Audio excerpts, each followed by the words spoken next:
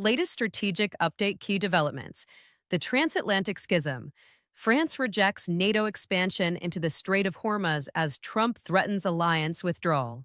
The Vance Doctrine. Vice President leads high-stakes backchannel mediation in Pakistan to avert Iranian infrastructure collapse. The domestic breaking point. Reuters. Ipsos poll reveals two-thirds of Americans demand immediate exit from Iran conflict amid soaring energy costs. The Siege of Ras Laffan. Kinetic sabotage in the Persian Gulf, the Balkan fracture. Iran's lawfare and NATO's logistics crisis. Greetings to our viewers. As we enter the fifth week of the conflict with Iran, the intersection of domestic exhaustion and geopolitical friction has reached a critical point. Let's examine the strategic details of today's key reports on Global Report: the Transatlantic Schism, Paris, Washington, and the NATO identity crisis. On April 1st, 2026, the long-simmering tension between the Trump administration and its European allies reached a point of potential terminal velocity. Speaking at the War and Peace Conference in Paris, Alice Ruffo, France's junior army minister and a pivotal strategist for President Emmanuel Macron, delivered a blunt rebuke to Washington's attempts to globalize NATO's mandate. "I seek to remind you what NATO is," Ruffo stated with clinical precision. "It is a military alliance concerned with the security of the Euro-Atlantic region. It is not designed to carry out operations in the Strait of Hormuz, which would be a breach of international law." This statement followed an explosive interview given by President Donald Trump to the Daily Telegraph, where he characterized NATO as a paper tiger and claimed that the withdrawal of the United States was now beyond reconsideration. Trump's ire stems from a lack of European support for the U.S.-Israeli campaign against Iran. Sources indicate the situation reached a boiling point on Tuesday when France officially denied Israel the use of its airspace for the transit of U.S.-supplied munitions destined for the Iranian theater. In response to the blockade of the Strait of Hormuz, a vital artery for 20% of global oil, President Macron has proposed a United Nations-led framework rather than a NATO-led military intervention. Ruffo emphasized that while Paris understands American frustration, France remains committed to the principle that Europeans must shoulder a greater responsibility for collective defense in Europe, rather than being pulled into offensive missions in the Middle East. Trump, however, told Reuters he would address the nation later Wednesday to absolutely consider a formal withdrawal from the North Atlantic Treaty, asserting, "I was never swayed by NATO. I always knew they were a paper tiger, and Putin knows that too. The reality we face is far from what is packaged in the headlines. We are witnessing the functional death of the indivisibility of security, principle that has governed the West for 80 years. By blocking airspace for weapons transit, France is not merely exercising its sovereignty, it is effectively declaring neutrality in a conflict involving its primary security guarantor. This is a fundamental shift in the geopolitical chessboard. Paris is operating under the realist assumption that the U.S. pivot to Iran is a strategic distraction that leaves Europe's eastern flank vulnerable. Macron's insistence on a UN framework is a calculated maneuver to strip Washington of its coalition of the willing legitimacy and force the conflict back into a multipolar diplomatic arena where France holds veto power. It is a gamble on strategic autonomy. But is it a winning one? The American perspective under the Trump administration has moved past the era of leading from behind. Washington now views allies not as partners, but as liability-laden subsidiaries. If NATO does not serve the immediate national interest of the United States in securing the world's most critical energy choke point, then, in the eyes of the current administration, the alliance has zero utility. The paper tiger comment is not just rhetoric, it is a signal to Moscow and Beijing that the Atlanticist shield is being lowered. The unintended consequence here is the potential Finlandization of Western Europe. If the U.S. withdraws, the European Union lacks the integrated command structure or the logistical lift to maintain a credible deterrent against a resurgent Russia. France is betting that it can lead a third way between Washington and Tehran, but it lacks the hard power to back such a claim. It was not a mistake. It was a disaster in the making. Will the alliance survive the week? only if Washington realizes that a fractured NATO is a greater gift to its rivals than a victory in Iran. The Vance Doctrine, high-stakes backchanneling in Islamabad as the U.S. military campaign enters its second month. Vice President JD Vance has emerged as the primary architect of a possible off-ramp. On Tuesday, March 31st, Vance conducted a series of sensitive communications with Pakistani intermediaries, signaling a significant expansion of his role in the administration's foreign policy. Acting under the direct authority of President Trump, Vance has privately indicated that the U.S. is prepared to accept a ceasefire, provided a specific set of American and Israeli demands are met. The negotiating team, which includes Secretary of State Marco Rubio, Special Envoy Steve Witkoff, and Jared Kushner, has utilized Islamabad as a bridge to the Iranian leadership. According to sources close to the matter, Vance delivered a stern message to Tehran via Pakistani Army Chief Asim Munir. The ultimatum is clear. Unless Iran agrees to the reopening of the Strait of Hormuz and a verifiable halt to its regional proxy strikes by April 6th, the United States will move from surgical hits to a comprehensive campaign against Iran's domestic infrastructure, specifically its power grid and telecommunications. Tehran has historically viewed Witkoff and Kushner with deep suspicion, but Iranian sources suggest that Vance is seen as a more acceptable interlocutor due to his well-documented skepticism of forever wars.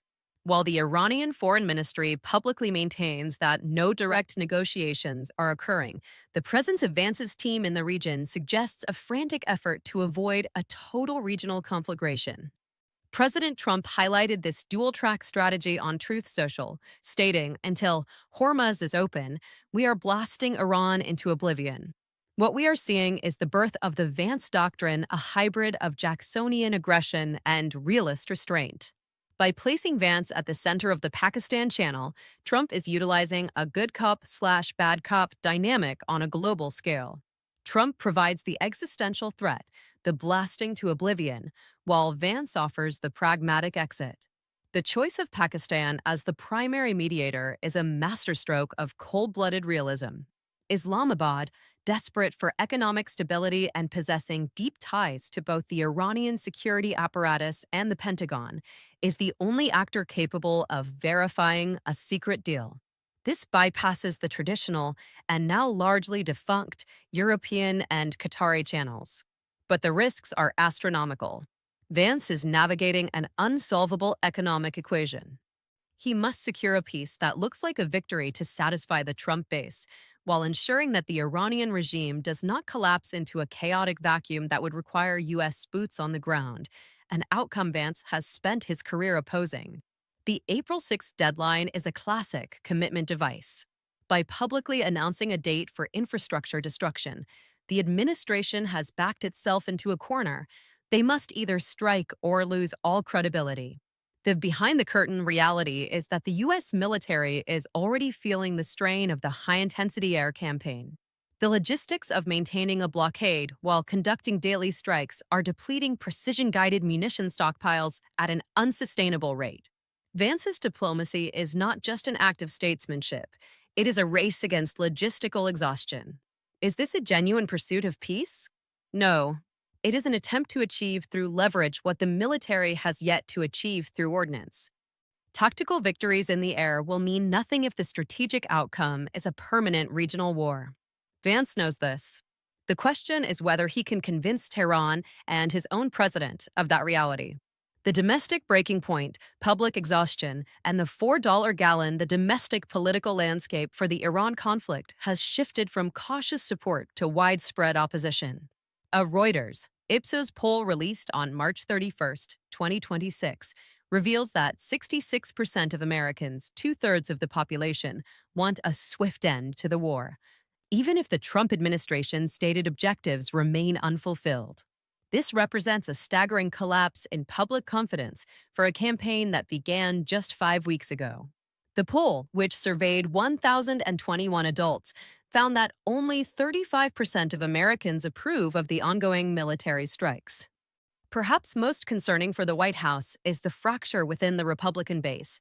40% of Trump supporting Republicans now favor an immediate exit, a figure driven largely by the economic fallout at home. On Monday, U.S. gasoline prices breached the $4 per gallon mark for the first time in 3 years, according to GasBuddy data. Economic anxiety is the primary driver of this sentiment. More than half of all respondents, including 39% of Republicans, stated that the conflict is having a mostly negative impact on their personal finances. With the midterm elections looming in November, the Republican Party faces a precarious path. Historically, the party of the sitting president loses seats in the midterms. However, with 67% of the country expecting gas prices to continue rising, the current trajectory suggests a potential electoral wipeout. As one respondent noted, the America First promise of domestic prosperity is being sacrificed on the altar of a Middle Eastern war that few can explain.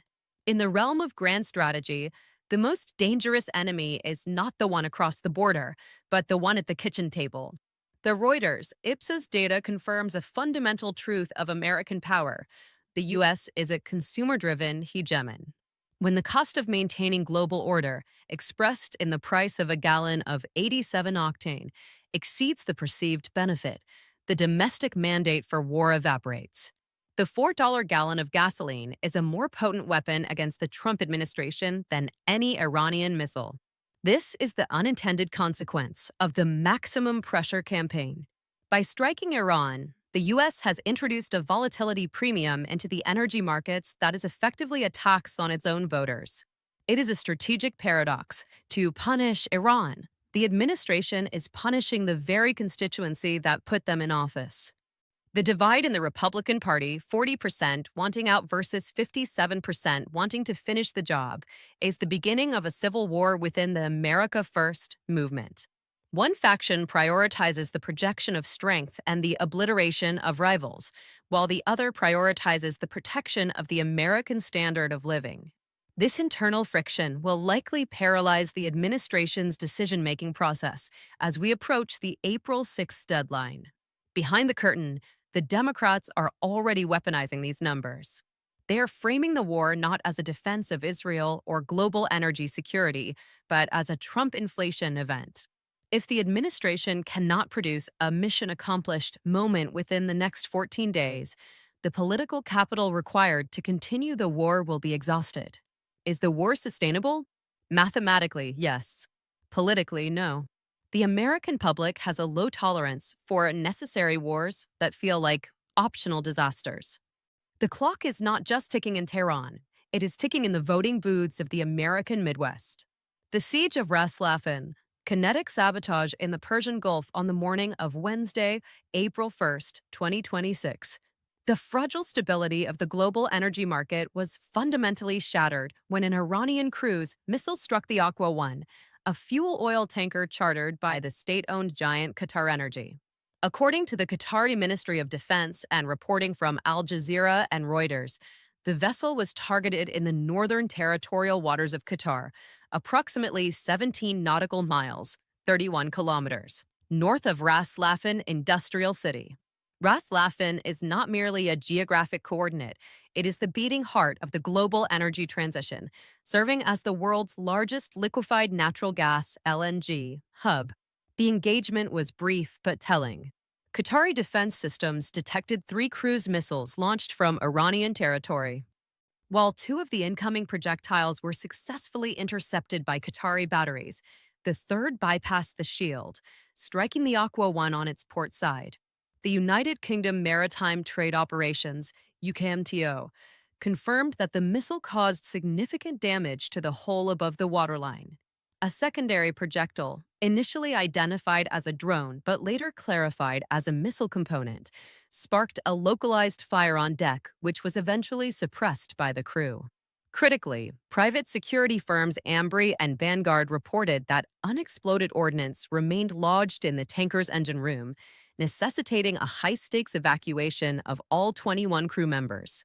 Qatar Energy released a statement on X, formerly Twitter, shortly after the incident, There were no injuries among the crew and no impact on the environment as a result of this incident. However, the calm tone of the corporate office masks a desperate reality on the ground. This strike follows a catastrophic attack on March 18th, 2026, where Iranian missiles hit the Ras Laffan facility directly, damaging LNG trains 4 and 6. Those trains, joint ventures with ExxonMobil, represent a staggering 17% of Qatar's total export capacity. The Islamic Revolutionary Guard Corps, IRGC, took immediate responsibility, stating through Iranian state media that Aqua One was precisely targeted in the central region of the Persian Gulf in a missile battle. Tehran justified the attack by claiming the vessel had links to Israel, despite its clear charter to a Qatari state entity.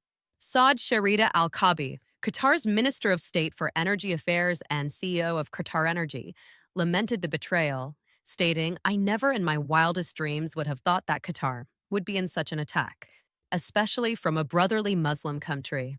The reality we face is far from what is packaged in the headlines."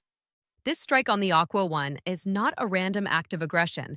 It is a calculated execution of the Hormuz dilemma.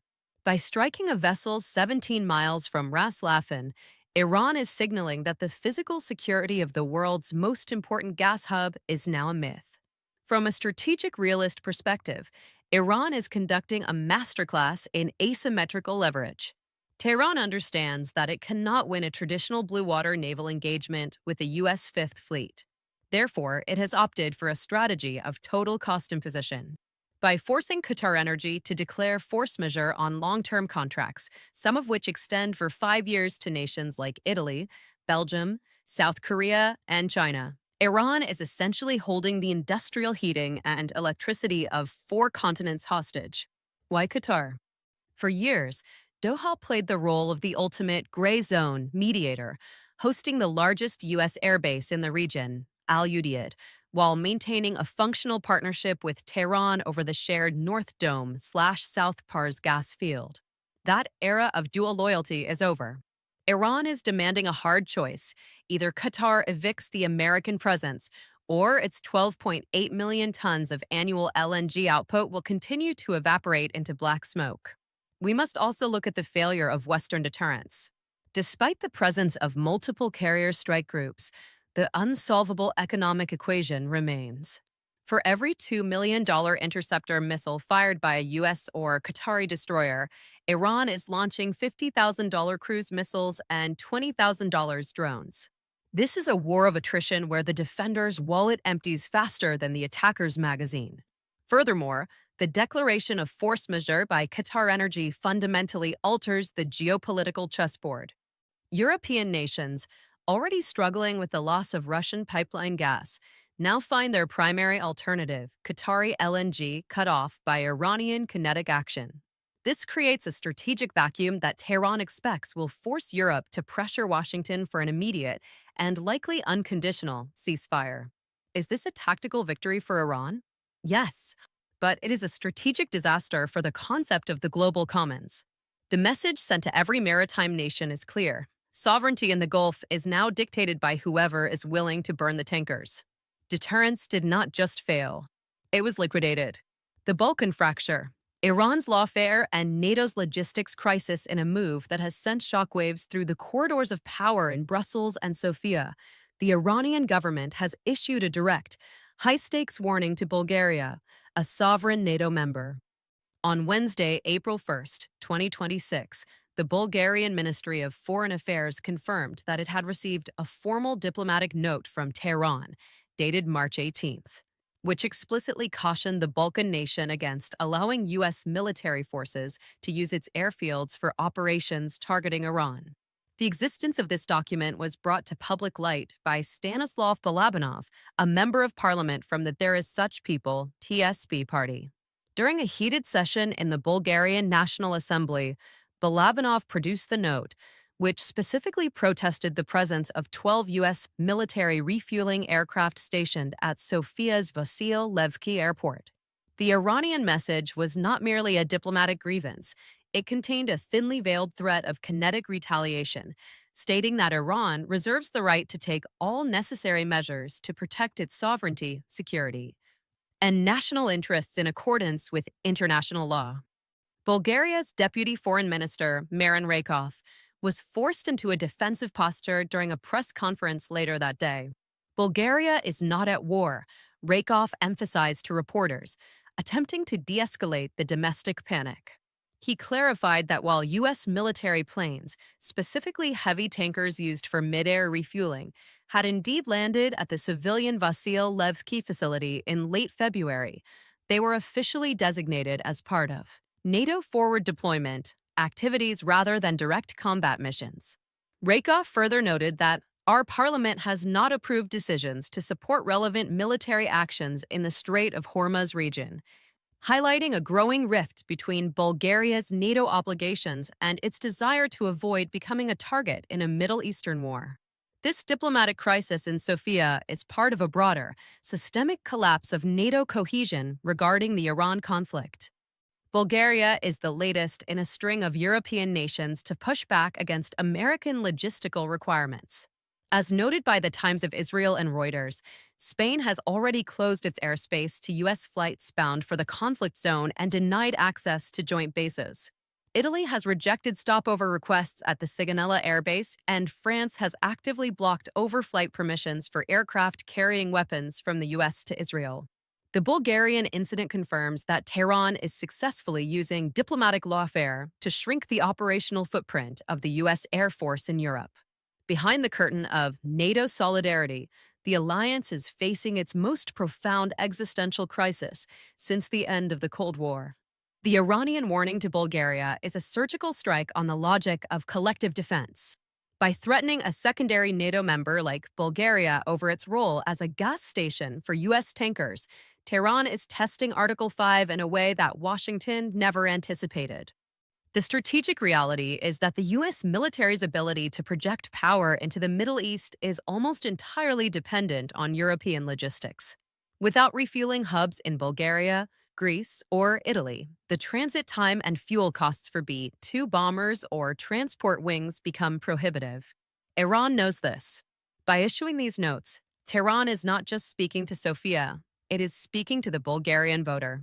They are weaponizing the fear of a foreign war to trigger internal political fractures in vulnerable NATO states. Let us be blunt. Bulgaria's response was a signal of profound weakness. When Deputy Minister Rakov stated, Bulgaria is not at war, he was effectively declaring a policy of de facto neutrality while remaining a de jure member of NATO.